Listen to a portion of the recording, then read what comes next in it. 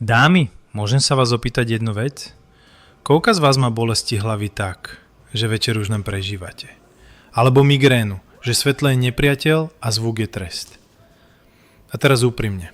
Keď vás rozbolí hlava, prvé čo spravíte je tabletka, však. Lebo je to rýchle. Lenže veľa z týchto bolestí je úplne obyčajná vec, ktorú prehliadame. Pitný režim. Ja viem, znie to ako rada z časopisu. Pí viac vody. Ale po 40-ke telo reaguje citlivejšie. Máte stres, menej spánku, viac povinností a do toho pijeme málo.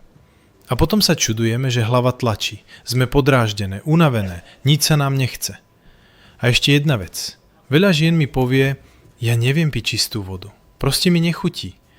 A vtedy to sklzne na kávu, sladké nápoje alebo len 2 poháre za celý deň. Dobre, takto. Ak sa chcete reálne cítiť lepšie, spravte si vodu, ktorú budete chcieť piť. A presne preto je super ekofľaša. Je sklenená, takže to neriešite cez plast. A hlavne dáte do nej ovocie. Citrón, pomaranč, uhorku, metu, pár jahôd. Normálne to hodíte do fľaše, zalejete a zrazu pijete viac úplne prirodzene, lebo to má chuť. Nie umelú, normálnu. A viete, čo je na tom najlepšie? Že to nie je žiadna dieta, žiadne trápenie, len 1 fľaša ráno, 1 po obede. Hotovo.